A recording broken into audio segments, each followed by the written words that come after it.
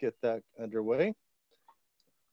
So we are now recording. You should be seeing a little dialog box that just asks for your permission if you wanted to see yourself on video. Let's see. Go ahead and post your questions into the chat box, which is at the bottom gutter here. We'll be having a Q&A session in about 35 minutes or so. We'll be picking up more folks coming into the session shortly. We are very fortunate to have with us prolific author Lou Hernández, who has just really done a great, spectacular job at writing a bunch of books that, you know, I've used personally myself as reference. And he's just a really great storyteller. So I've really appreciated, you know, everything that he's put into his works. And so I felt very fortunate to have Lou join us here today. Lou, as you saw in the email, has written quite a number of books about Latino baseball. I've got a few here. We've got Memories of Winter League Baseball, The Rise of the Latin American Baseball Leagues, 1947 to 1961, and Baseball's Great Hispanic Pitchers, 17 Aces from Major, Negro, and Latin American Leagues, which is great. The one book I was telling him that I did not get when I had the chance to, and I didn't get it, was the Bobby Maduro and the Cuban Sugar Kings books. I'm looking forward to talking to him about that. So Lou, thank you for joining us. How are you doing today? You're calling from near Miami, right? Yes, just northwest, and I'm pleased to be with you. I'm good, thank you. Well, good. Well, thank you. I really appreciate you joining us. So, so those of you who've been on the calls before, we're talking about the books, and we're talking about the stories within the books, and, you know, talking about the processes in which, you know, the author goes through working with the publisher, you know, and really committing yourself to this long and arduous process of actually writing a book. So, you know, we're going to start off with your 2011 publication, The Rise of the Latin American Baseball Leagues. So, you know, take us through, you know, this time. You're starting off in 1947, going to 1961. You know, discuss the significance of starting there and moving forward. Yeah, thanks, Anthony. The book is a narrative history on the professional leagues of the 7 baseball-loving countries of Latin America. And the book covers a season, a year-by-year seasonal approach season of every one of the leagues. But the main focus of the book is during the 1950s. And I know the 1950s is looked upon with a great deal of fondness and nostalgia by U.S. baseball fans, considered the golden age of baseball. Mm-hmm. And I want to tell you that the 1950s was also the golden age of baseball in the Caribbean. It was just a great time, and that's what my book focuses on. Another focus is when and how each of these leagues became part of organized baseball. And that started in 1947. Cuba was the first winter league that joined organized baseball. In 1948, the winter leagues of Puerto Rico, Venezuela, and Panama also joined. And in April of that same year, there was an agreement formalized in Havana whereby champions of those aforementioned winter leagues would get together and play a tournament in order to crown a champion of Latin American baseball annually. And that tournament eventually became known as the Caribbean Series. The Caribbean Series inaugurated in 1949 and ended, actually, the first phase of the Caribbean Series ended in 1961. So those were the time frames you were talking about. And I bring up the Caribbean Series because I also pretty extensively covered in the book. And all of this came about, the leagues joining organized baseball, the Caribbean Series, all this came about in the wake of Jorge Pascal and his player raids into U.S. baseball in 1946. Pascal was a dynamic figure in Mexican baseball for a few years there, the late 40s, early 50s. And he started, the participants know, he started raiding and bringing players down to Mexico from the U.S., offering them larger salaries and bigger contracts. And that was something that organized baseball frowned upon very much, because it was a direct attack against the sanctimonious reserve clause that organized baseball had for the standard major league contract at the time. So organized baseball, I will say, they strategized on how to defeat Pascal in the end by wanting to make friends with the other Caribbean leagues. They thought it was better to be friends with Caribbean baseball than frenemies, which they had become because of Pascal. Right, right. So they induced the leagues to join organized baseball under unclassified affiliate designation. By doing so, that cut off a major source of player pipeline into the Mexican League, which, by the way, was unique because it was actually a summer league. All the other leagues that I cover in the book are actually winter leagues, but the Mexican League is unique because it's a summer league. Right. So many top-notch players in the Latin American leagues would play in their home country leagues and then go to Mexico to play in the summer.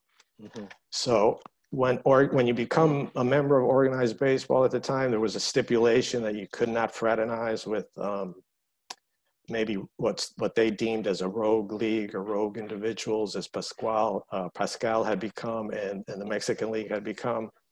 So that's how that was one way they thwarted Pascal. Another thing that happened was in the late 40s, the Mexican peso devalued a great deal, and that ended up really hurting him. Also, attendance in the league, expectations. Not all the stadiums in the Mexican League were up to snuff compared to the capital. Mm-hmm. So if you count all those three things together, that's really what ended up thwarting Jorge Pascal's foray into U.S. baseball. And I will say about Pascal, he was a man ahead of his time, because he was really, if you think about it, he was a free market capitalist. All he wanted to do was bring players with talent and pay them more money to come play for him. Right. And his ultimate goal, or his biggest ambition, was to elevate the Mexican League to a higher minor league, and then maybe even in the future compete with Major League Baseball. So that's really the backdrop of the book, and how each league ended up joining organized baseball. And, there is a happy ending. The Mexican League did join organized baseball in 1955. What were some of the challenges that each one of those leagues faced? You think about sort of the geopolitics. One of the things you mentioned was the devaluation of the peso in Mexico. But, what were some of the other challenges that some of these other nations faced? Obviously, Cuba, you're looking at the revolutionary times with Castro coming to power and so forth. But, how would you describe some of the other challenges? This was really all pre-Castro. Most of it, although I will say now, since you brought it up, the book ends in 1961 on purpose, because that's when Castro's revolution took the Marxist turn and ended up abolishing all professional sports on the island, including baseball. And that really brought the golden age of baseball to an end in the Caribbean. Baseball was altered for the rest of the century, and even into the 21st century by that. But challenges, there were internal challenges, of course, that each league had their own commissioner and president. So they did benefit, the leagues did benefit with their association with organized baseball because there was affiliations with big league clubs, and those big league clubs would send minor league players, many of them ready for the major leagues. In fact, some of them had already played in the major leagues, right, down to the winter leagues for additional grooming for the majors. Well, you know what? That's a really great segue. So let's turn our attention over to the Memories of Winter Ball, which was published in 2013. Now, the really fun thing I loved about this book was that, we're looking about oral histories. We're talking about oral histories. We're talking about folks who, all the ball players going down to the winter leagues, and you're talking to them about, you know, whatever their respective memories were. And we chatted about this right before the session started, you know, about, you know, putting yourself in that time frame, remembering the smells, remembering, you know, what you heard, remembering kind of the experiences and so forth. What was that like? I mean, it must have been a lot of fun for you to sort of get regaled in some of those tales. Yes, definitely. Yeah, when I wrote the first book, I did it with the intention of also following it up with memories of Winter Ball. I thought the oral history of the second book would be a great complement to the narrative history of the first book. In the first book, I covered the occurrences on the field, statistically, standings, things like that. So the second book, I wanted to concentrate on what happened off the field, the human interest side of things. Right, right. So I contacted about 140 surviving players from that era, and I got positive feedback from about 50. So I hit over 300 as far as that was concerned. And you did mention that they all had great stories of the time. I bet. Yeah, you know, you just mentioned something about remembering things. I remember something Mudcat Grant told me. Mudcat Grant is from Central Florida, so when he comes back to visit family, he flies in through the Tampa airport, and he told me something that that I'm not going to forget. Every time he passes through the food court in the Tampa airport, and he smells the Cuban food coming from one or two of the restaurants, he told me he's taken right back to Havana in a certain restaurant or something that he remembered 50 some odd years ago. So that I guess that would be categorized under olfactory memories. Yeah, absolutely. Incredible. There was another player I spoke to, Gene Freeze. Not all the players that I spoke to were as accomplished as Mudcat Grant, but they were no less interesting as far as the stories they had to tell. Yeah, absolutely. Who did I say? Joe Hicks. Well, yeah, I think I said Gene Freeze. He actually he actually brought his fiance to Puerto Rico and got married down there. And another player, Joe Hicks, he met and ended up marrying a young lady from Nicaragua while he was playing in the Nicaraguan league, and they were still married. And I got a chance to talk to her, and she was a delight. She told me stories about her time attending games at the Managua Stadium, how the fans used to throw live iguanas at the opposing players to rattle them before the pitches. So it was very interesting, very interesting. Stan Williams was another great interview. In fact, I told him halfway through the interview when he was telling me all these stories, I said, "How do you remember all this?" And he said, "Well, Lou, I can't recall what I had for breakfast 2 days ago, but I can tell you what I did 55 years ago in the Dominican Republic." So all the players to a man were really very good about relaying their experiences, and they all had positive experiences. That was another thing that I want to stress. They really enjoyed their time, and remember, these are all young players, and and for all of them, it was the first time they ever went out of the country. Yeah. And I always followed the same template to keep the book uniform as far as the questions I would ask them. Right. I always asked them how they ended up going down to that specific winter league. What kind of food did they like? Did they have a favorite dish? Right. Who the favorite player was that they saw down there, or the best player that they saw down there. Oh, for sure. Where they lived. They all could tell me exactly where they lived. It was really amazing. So from that human aspect interest, I thought it was a good compliment to the first book. Yeah, absolutely. And I really enjoy that human aspect. I'm a social and urban historian, so I really enjoy, kind of people and what they're thinking and what they're feeling and so forth. Were there any kind of themes, any kind of common themes that sort of generated, from these interviews? Well, I think they were all pleased about their times down there, and You have to remember the players were paid a salary, a monthly salary by the teams down there. And they were also, they're paid, their room and board was also paid, plus expenses. Mm-hmm. And the players, if they were married, they were allowed to bring their spouses down as well. And the spouses' expenses were covered by the teams too. So Wow. I think the Pretty Cuban Winter progressive. League, yeah, the Cuban Winter League, I think paid the highest salary, topping out at 1,000. And then Puerto Rico was maybe 800, and Mm-hmm. Venezuela 700 a month. But like I said, they all had their expenses paid. If they got injured, there would be medical services available for the players too. Right, right. And an important thing is this is winter ball, so it didn't necessarily interrupt with their other obligations in the States. Right. So let me ask you about just the differences between, at least the memories, or maybe perhaps what they were thinking at the time, the differences between the white players and the black players, and perhaps the Latino players. Were there any kind of social differences that that you picked up on based on your interviews or their responses? Not really, although I will say that all of the players from North America, the Caucasian players, they were all basically housed in the same area. So they did live basically not necessarily as a group, very each other.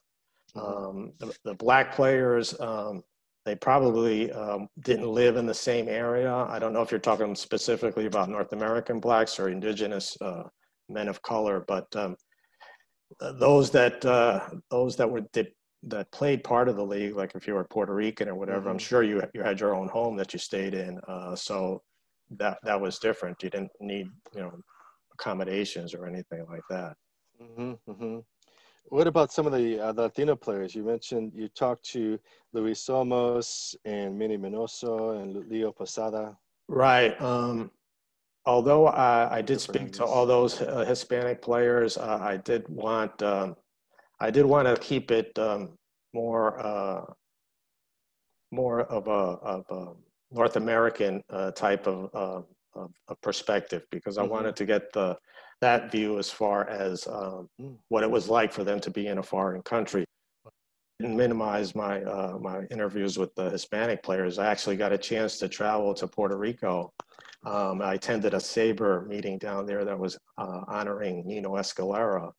I got to meet him, and eventually I interviewed him for the book. And I saw Sixto Escobar Stadium, where the Puerto Rican Winter League played their games, and or at least the San Juan and Santurce teams played their games, and many of the great Negro League players played in that stadium at the time as well. Yeah, I went to Leo Posada's house. I went to Chico Fernandez's house down here before he passed away. So yeah, their perspective is a little bit different, and yeah, I definitely enjoyed speaking to them as well. They were a good complement or a good balance to the North American player side. Well, by and large, I mean, how did they wind up there?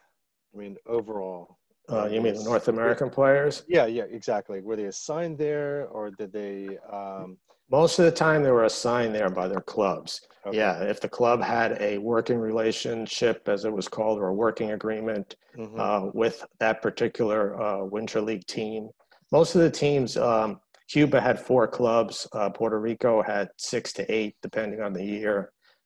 Venezuela had 4 to 6, depending on the year as well. So there were quite a few clubs that you could be sent to, and basically it was the home club the home major league club that ended up sending the players down there. Every now and then a player told me that one of the guys he knew that he played ball with asked him, "Oh, we need a catcher or we need a first baseman. You want to come down and play, in Venezuela or something for the winter?" And then they would agree to. But mostly it was the major league club that sent them down there, and the club had to send a contract had to be signed by the officials of the Winter League, and then the Winter League had to send the contract back to organize baseball, and then finally it was validated and the players could go down there and play. Gotcha. It sounds familiar. And absolutely. Now, let me ask you about injuries. Did you ask anything about about injuries and how those were handled, or they address anything about how they dealt with their injuries or how the club dealt with that? Yeah, as far as injuries, I didn't really come across too many players who were actually hurt. Mm-hmm. That's good. I did come across some players who were sent back. The clubs in the winter leagues did have the option of terminating the contract at any time, and most of the time it was because of poor performance more than anything else. You know, if they thought you weren't producing, then yeah, they could terminate your contract. In fact, Henry Aaron, in 1954 with Caguas in Puerto Rico, Mm-hmm. and he got off to a terrible start. And the owner the owner of Caguas wanted to send him back. And Felix Millan actually stepped in on Aaron's behalf and you know, said, well, this guy, I know him. He's a good player, because the two had played, I think, in Jacksonville that summer. And he actually stepped up for Aaron, and Aaron did stay, and he definitely did produce the rest of the year. Unfortunately, Aaron didn't stay on with the team, because that team did win the championship that year. They did go to the Caribbean Series, but Aaron did not go.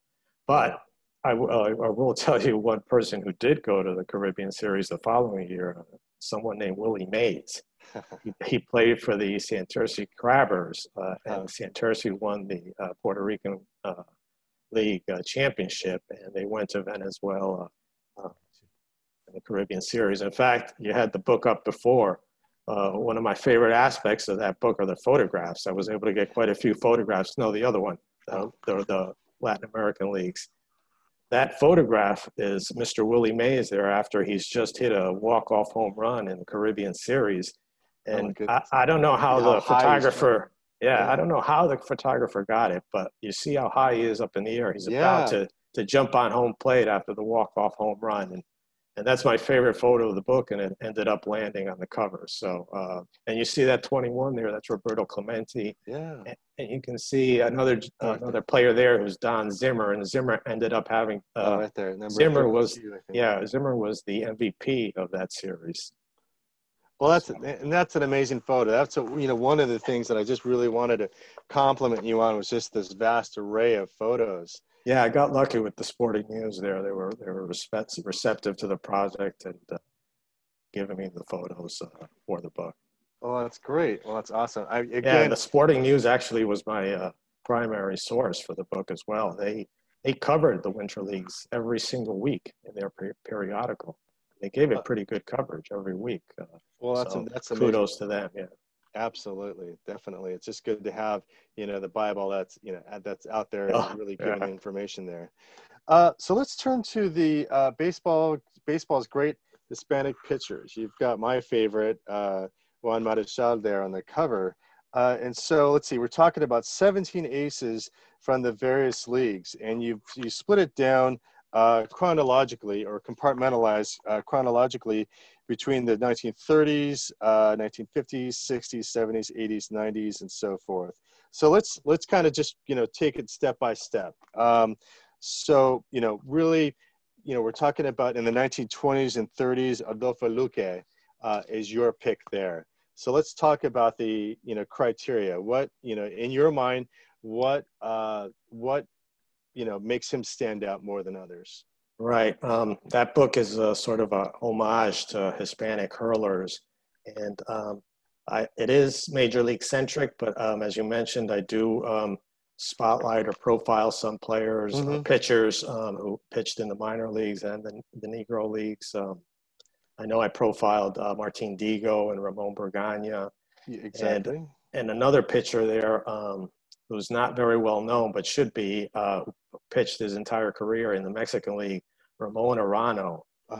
He's got every pitching record you can think of in the Mexican League. He pitched for 6 decades, although 2 of those decades were sort of like Mini Minoso type appearances in there. So he's got every record. He not only pitched in the Mexican leagues, he pitched in the Pacific League as well. So he was a prolific pitcher. I didn't really know a lot about him, but pitchers like that were ones that I wanted to bring notice to. And there was also pitchers that are more known, like Camilo Pascual and Juan Pizarro, who was a hard-throwing left-hander, a great pitcher in his own right with the White Sox, and even better in the winter leagues. So, as you said, I tried to compile by profiling the pitchers, and I ended up compiling two lists at the end. One was a list of the best Major League Hispanic pitchers, and the other was a list where I did try to incorporate as best I could the records of the pitchers who had pitched the Negro Leagues and the minor leagues. And Anthony, both lists, the top three names were the same on both lists. In my opinion, it was Marichal number one, Pedro Martinez number two, and Luis Tiant number three. And I did use mostly traditional numbers to come to that conclusion. I did count innings pitched and complete games and shutouts and yes, wins. Although I did incorporate some of the newer sabermetric numbers like ERA plus and things like that. So yeah, that was my homage to Hispanic pitchers. And yeah, it's definitely something that could be up for debate as far as the list is concerned. Right, absolutely. And I'm not disagreeing with anybody on this list. It's just really great just to see, you look at a guy, we're going to the 1970s. So I'm thinking about Mike Cuellar, and you've got Dennis Martinez as well. Mark Cuellar, just being a real dominant hurler for the Orioles. Tell me about Cuellar. Yeah, he was a 4-time 20-game winner. And he's won 18 games, and he pitched on great Baltimore Oriole teams, but he came up with St. Louis and then Houston, so he did have to pay some dues there. He didn't always pitch for great teams. Yeah, I classify him as probably the best left-handed Hispanic pitcher in the major leagues of the 20th century. I think maybe Johan Santana in the 21st century. He's pretty dominant, although he didn't have as long as career, but Santana has incredible numbers. And I nudged Cuellar ahead of Fernando. I know Fernando is on most people's list of the best. In fact, Major League Baseball had an all-time 20th century list of Hispanic players, and they named Fernando best left-handed pitcher. I guess they forgot about Cuellar because Cuellar was not the type that he didn't break into the scene as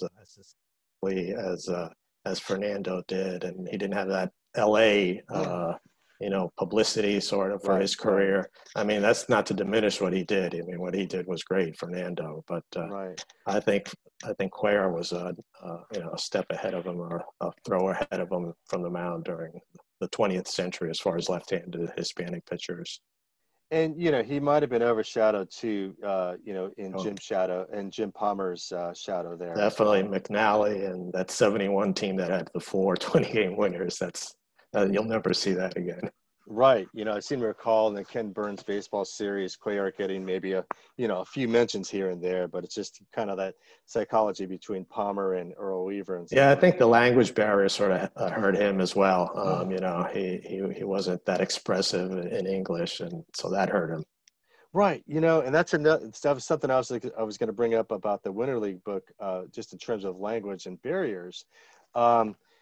But let me just go off topic here as long as I'm thinking about it. To what extent has been your experience that ball players do suffer or had suffered from that language barrier? It's been a pet peeve of mine for a while, and I'd love to find a way to overcome that.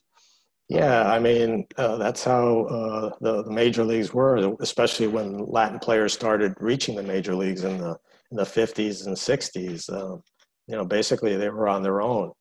And fortunately, things have changed way to the other end of the spectrum. Every team has a translator now, not only for Hispanic players, but for Asian players as well. So in the beginning it was difficult. Everybody's probably heard all the stories about Felipe Alou and his troubles, and Orlando Cepeda. They had 2 strikes against them because they not only couldn't speak the language, but they were men of color too. So absolutely. Those things, and they had to play in the South during the 1950s, the U.S. South during the 1950s and 60s. So Yeah.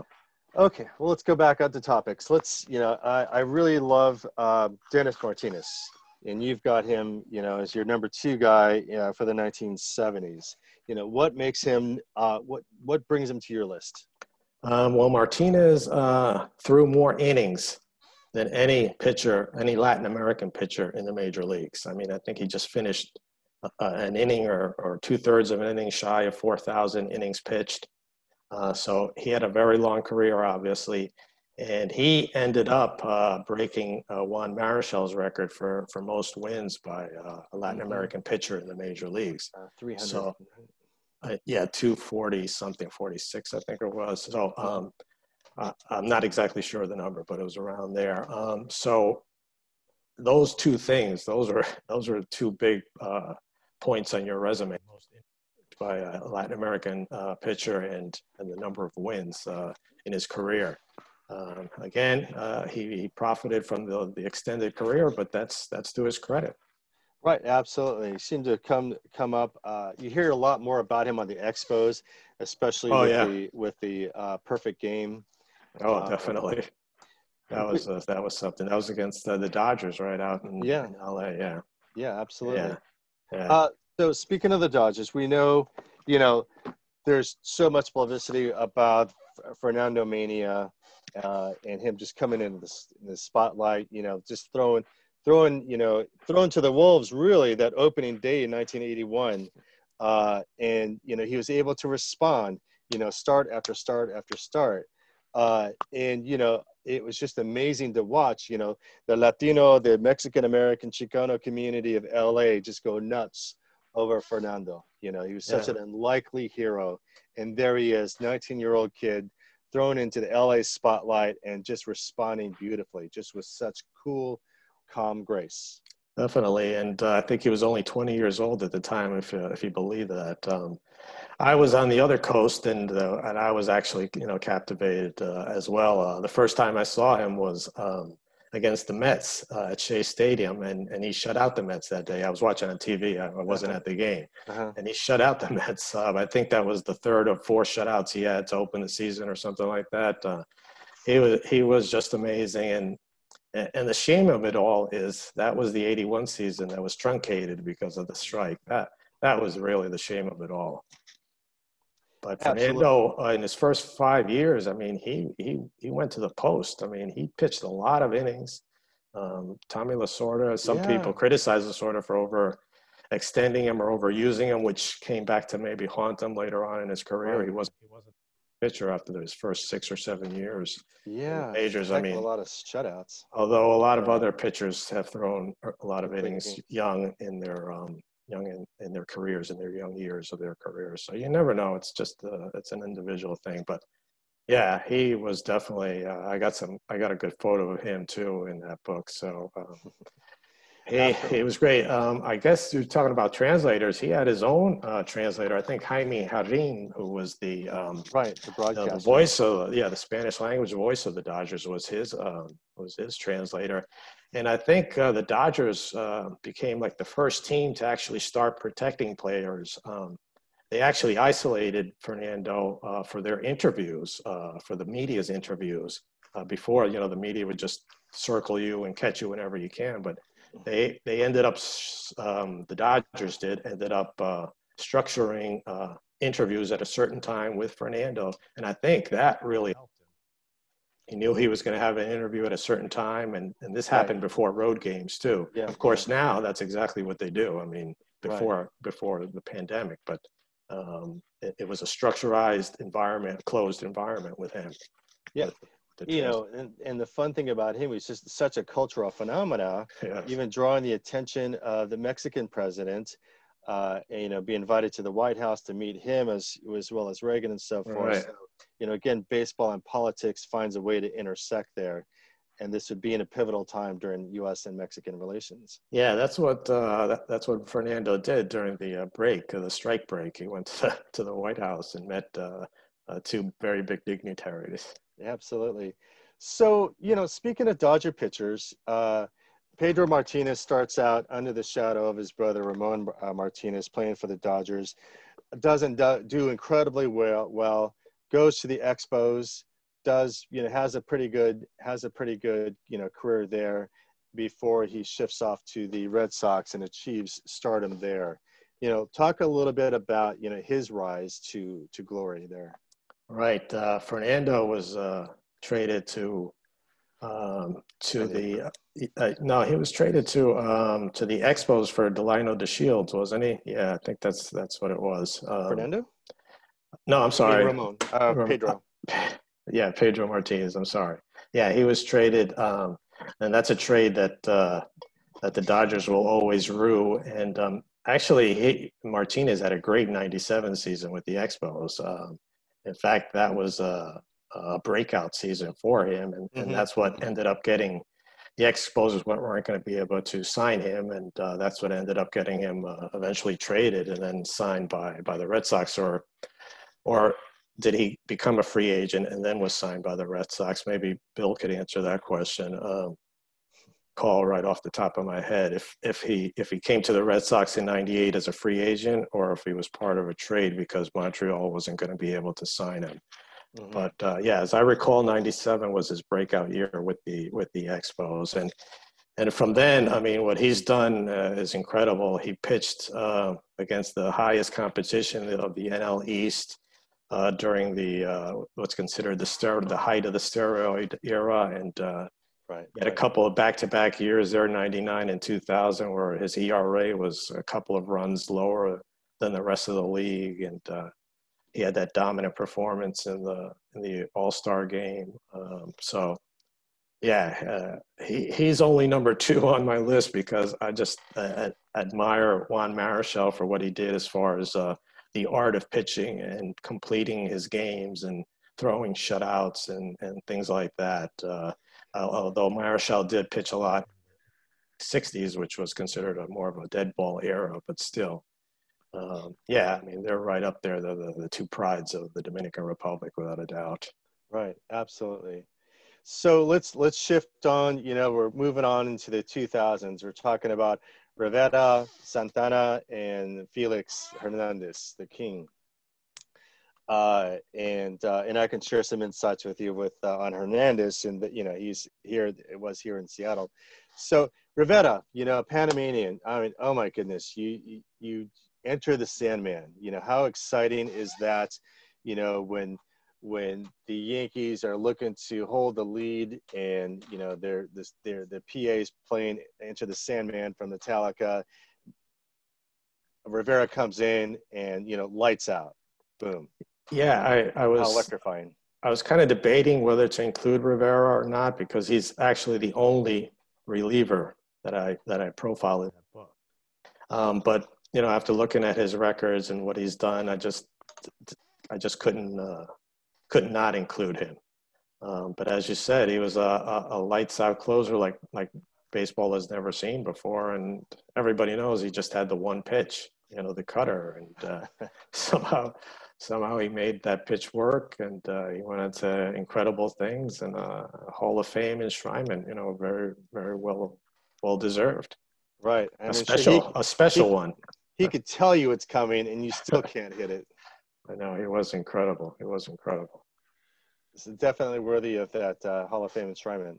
Yeah, Felix was headed on the same path too. Felix Hernandez, you mentioned, and he was doing incredible things, including a perfect game out there. I remember watching that game on the MLB network, and in fact, it was right towards when my book was being published, and I was thinking about maybe I should alter the list because he was guns of blazing a couple of years in a row. But that's baseball. That happens to pitchers and players. So.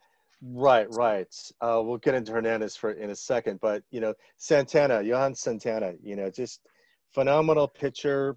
Why does he make your list? Yeah, he just had that great fastball and even better changeup. And like all great pitches, he threw it, on the same angle, the same plane. So you just didn't have time to react as far as what was coming. Johan Santana was a great, as far as ERA was concerned. He was up there every year with ERA. The only dings I would give him, and they're not very big ones, would be, he didn't complete a lot of games, or he didn't throw a lot of shutouts. And maybe that shouldn't be reflective upon him, but more like the changing era of pitching. By that time, or the first decade of the century, bullpens were being really used in abundance compared to the prior decades, and of course now it's basically all bullpenning. Unfortunately, the starting pitcher is becoming more and more obsolete or extinct. Right. Well, so let's talk a little bit more about Felix, and I've watched him here at Safeco Field in T-Mobile Park since he first started. Just an incredible phenomenon. Wow. And it was just really fun to see him kind of develop as a player, as a person, and as a phenomenon, in that left field bleacher side, people were waving. It was called the King's Court. Yeah. They have these little yellow towels with the letter K on it, with the little crown on it, and it was just amazing. And they had to expand it and keep expanding and keep expanding, and it was just really incredible just to be in that kind of environment. It was so electric when Felix is on the mound. He's throwing lights out, and he's just really soaking it all up. And what you saw was just kind of, as the years gone on, he's getting older, he's getting a little more heavier, maybe not taking care of himself. A lot of things are kind of getting into his head.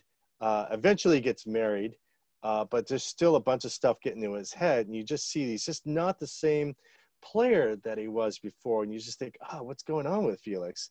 They start looking at some of the outside influences that might have been affecting his play and so forth. But he just after a handful of years, he just wasn't as dominant a player as he was, of course, in his younger years.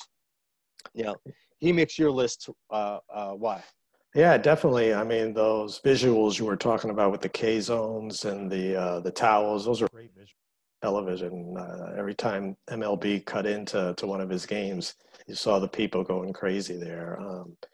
I think with Felix was sort of a throwback. He went deep into games, and I think he should be commended for. I think he purposely wanted to stay in Seattle, and he signed a long-term contract with Seattle. And I think, if I'm not mistaken, you probably know better. He's got a good rooting, a good there we go.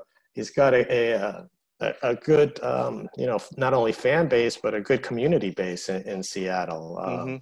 I think he's got a home there still, right? Yeah. And so I always admired him for that. He could have left Seattle. He could have signed another a free agent contract, but he ended up signing a big deal with the Mariners. And again, his pitching, he went deep into games, and he had just a great variety of pitching, great fastball, great off-speed pitches, a good slider. So yeah, he's definitely on the list. And like I said, I think that book came out in 2015 or something like that, and Felix was really going guns a-blazes, and I was very much debating whether to bring him up on the list or not, but in the end, I just he stayed where he is, and it turned out to be an okay call. Who do you like right now? So let's look into our crystal ball, and who's going to be on your list in 2025, 2030? Well, the two names that pop into my head are the Cincinnati Reds right-hander Castillo. Although I think his last start was his best one of the season. Although I don't know what you're going to make of starting pitching, in this season. But, yeah. And then another one that I really like, but really hasn't performed, is Barrios from Minnesota. He's been a very hittable pitcher, unfortunately, and he's some of the games I've seen, he's got really, really good stuff. So those two pitchers come to mind as far as current Hispanic hurlers. Okay, well we'll check back with you in 2020. Definitely. All right, so I was really digging on your poster behind you, the Bobby Maduro and the Cuban Sugar Kings. So that's the book that came out a couple of years ago. Let's just go back to the 1950s. Cuba, and let's talk about Bobby Maduro. Tell me about him and what was he like? Yeah, Bobby Maduro is a Cuban businessman. He was born in Havana in 1916. And before he was 30 years old, he and another gentleman, Miguel Suarez, Grand Stadium, of Havana. And the stadium took about a little bit over a year to build. And when it was completed in 1946, it became the first sports complex in Latin America with a seven-figure price tag. It cost a little bit over $1 million, like a 1,000,001, I think was the final price tag. But it was the first sports complex in Latin America that cost $1 million to build. And I think as testament to those two people, those two individuals that partnered up and built it, Suarez, he was very active in real estate. So I'm sure he was the one that found the tract of land and put that deal together as far as where it was going to be built. But as far as a testament to those two individuals, you know, it's 6 years on or 74 on, and that stadium is still the principal venue of baseball in Cuba. So yeah, so I mean that's something that should be remembered. And Maduro was not only a stadium builder; he was also major league, not major, but minor league franchise owner. He owned the Havana Cubans, which was a team in the Florida International League.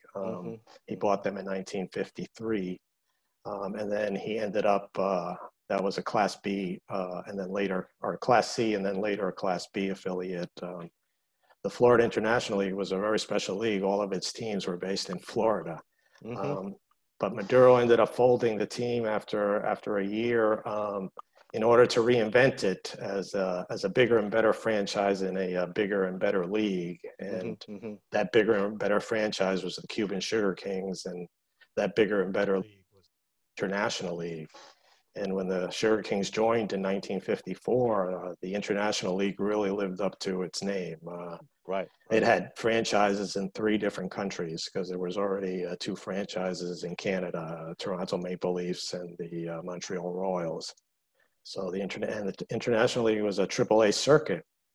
And Maduro's ultimate goal for the Sugar Kings was for it to become the first international franchise in the major leagues. In fact, the team's slogan was "One more step and we arrive," and the "one more step" is a reference to the International League, the AAA circuit. We all know that after AAA comes the major leagues. So, but the Cuban Revolution put that dream asunder. What was his relationship like with organized baseball and with the minor leagues at that point in time? Very good. He was a well-respected owner in organized baseball. All the other team owners liked him, and he was a very well-respected man. Very well-respected man. He ended up after the Cuban Revolution. His team was actually relocated mid-1960 season. By that time, the communist government started appropriating Cuban property and U.S. property, and Fidel Castro was railing against America just about every day on radio and TV, fomenting that anti-American sentiment. And it got so bad that the owners of the other International League franchises didn't want to send their teams to Havana to play. They were fearful for their players' safety, and the players also voiced concern about going to Havana to play. And so the president of the league, Frank Shaughnessy, he just moved the team mid-season of 1960, and they moved them to New Jersey, and they became the Jersey City Jerseys. And they kept their uniforms. They kept their Havana uniforms. All they did was paste a patch in front of their jerseys where Cubans were scripted, and they became jerseys instead. But otherwise, the rest of the season, they still had the same uniform. They did have to make an alteration to the cap, but that was sort of a surreal experience. Maduro ended up eventually selling the team out of necessity to a local Jacksonville businessman, and the team was moved to Jacksonville, Florida. Maduro stayed on as a general manager of the team.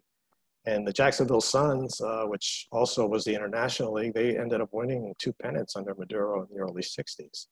Well, that's amazing. Yeah, and from there, Maduro went on to work in Major League Baseball's front office under the administrations of William Eckert and Bowie Kuhn, who were commissioners of baseball in the 60s and 70s. Maduro had the post of liaison to Latin American baseball, which included the winter leagues and amateur baseball as well in Latin America. Wow, and finally, he left that post to start a league of his own. He started the Inter-American Baseball League in 1979, which he wanted to use as a stepping stone for Latin players to get to the major leagues. It was a AAA classified league. Unfortunately, it didn't meet with success. The league had some problems as far as the logistics. The players couldn't get visas to travel to countries on a regular basis. There was also a lot of weather issues during that first season. And I think the biggest roadblock was they didn't get any affiliations, any major league clubs, as most minor leagues do. I should mention there were 6 teams involved. There was the Miami Amigos from Maduro's adopted hometown of Miami, and there was 2 franchises actually in Venezuela, one in the capital of Caracas and the other Maracaibo. And the other franchises were in the capital cities of Panama City and Puerto Rico and the Dominican Republic. So it was an ambitious venture, but I think it was reflective of Maduro's love of baseball and his love of Hispanic culture. Yeah, absolutely. Just what an incredible visionary is just what I keep, thinking to myself, incredible promoter and so forth, just such a lover of baseball, of the game. Indeed. No one did more for Latin American baseball. If you count the stadium building, the franchise owning, the work with Jacksonville and the work in the commissioner. No one did more for Latin American baseball, in my opinion, during the 1940s, 50s, 60s, and 70s than Roberto Bobby Maduro. Right. Absolutely. All right. So we have just a few minutes left, but let's just open it up to questions. Sorry, I meant to open it up earlier, but we've had such a great conversation going here. Let's see.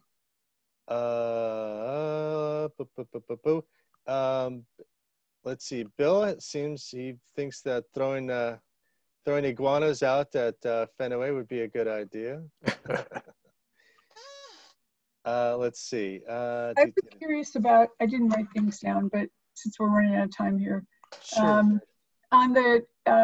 I've been to the Caribe, the series, and I've gone to some Dominican winter leagues, and so I'm really interested in reading your books, and in fact bought several. Thank you. On Kindle, so thank you. I'm curious on the reaction, or did you get into how the players, the winter league players, responded to these Anglo players coming down, or the Black American players coming down? And did you get into also in the other book? I mean, I'm just curious about how the countries, the players themselves feel about these leagues, and then, yeah. Yeah, and speaking to the players, I really didn't come across too many incidences of cultural clashes that you may be alluding to, but I think more it was an aspect of, or an environment of camaraderie. In the end, they were your teammates, and you were playing for a goal of winning a championship in your league and going maybe a little bit further in the Caribbean Series. Do they all get paid the same? You talked about what Major League Baseball was paying the minor league players. Did the local players get paid the same amount? Yeah, the salaries actually were paid by the winter league teams. Major League or minor league baseball did not pay the players while they were playing in the winter leagues. The salary actually came from the teams, the winter league teams themselves. And yeah, I did find instances where the North American players were paid a little bit more than unfortunately, the indigenous players. You had to be really a star in your league to really get that higher salary. And you also have to take into account that, you know, it was an inducement. The leagues, they wanted to bring players from the North to play in their league. So yeah, sometimes maybe you have to pay a little bit more. I mean, there's always those type of inequities or imbalances, even in companies that you come across everywhere in the world. Sometimes you want to bring somebody in, so you pay a little bit more than what you're paying for employees. It's not always, you know, fair, but that's how it is. I'm curious, along similar lines with the Mexican League, with the Pascuals had a lot of money, and they made very large offers to some people, like Ted Williams, for instance, and Johnny Pesky, I learned when I was writing my book about him. Why is it that you think more people didn't take advantage of that? Was it the foreignness at the time, that the fact that they would be giving up the major league season rather than playing in the winter? Yeah, I think there had to be the credibility aspect of it as well. You know, the Mexican League just hadn't had the years of credibility where they could show a major league player that, look, this guy's played with us for this many years and we're doing this, and look how many people were in the ballpark for this season. So they were just in the early stage gaining traction. And I think the other thing is, you mentioned Ted Williams, there was that loyalty aspect. I know Pascal offered Stan Musial a great deal of money, and Musial, you know, just decided no, he couldn't leave St. Louis. He had his family there. And so I think the combination of the loyalty aspect between some players and the fact that the Mexican League just hadn't gained sufficient traction to be a big enough attraction to bring the really, really big stars that it would have needed to compete not only with the majors, but higher minor leagues. A bigger commitment too, to be gone for maybe 6 months or 7 months as opposed to the winter time. Yeah, that's true too. Yeah, we're talking about the summer league, right? Awesome. Okay, well, we've reached our time. So thank you everyone for joining us. And thank you, Lou, for being, you know, really a great guest, and really have enjoyed your books. Do you have, what's in your pipeline right now? What's coming out next? Right now, I'm just working on a couple of articles. Actually, I think SABR has a book on Hispanic announcers. So I've taken on two announcers that I don't know if Bill's working on it or not, but he's got it. Okay, yeah. Jorge Ibar, he's the one that contacted, reached out to me. So, and I know you're involved in it too. Yeah, so absolutely, thank you for that. So right now, that's basically what I'm doing. Okay, well, that's really great. We'll look forward to that as well. So Lou, again, thank you very much. Really appreciate it. Everyone, thank you for joining us. This will be online at some point as well. And I hope you're all being safe in this COVID era. I know my wife's gotten another load of hand sanitizers and little hand wipes as well. It's never going to have too many of those. But I just want you all, please stay safe, and join us again next time, and we'll have another great session. So thank you very much, and everyone, you all take care. You're welcome. I'd like to say hi to my friend Sam Zigner there. Hi, Lou. How's it going? Good, thank you. We ran out of time, but it's good to see you again, even if by Zoom. Same here. Take care. All right, everyone.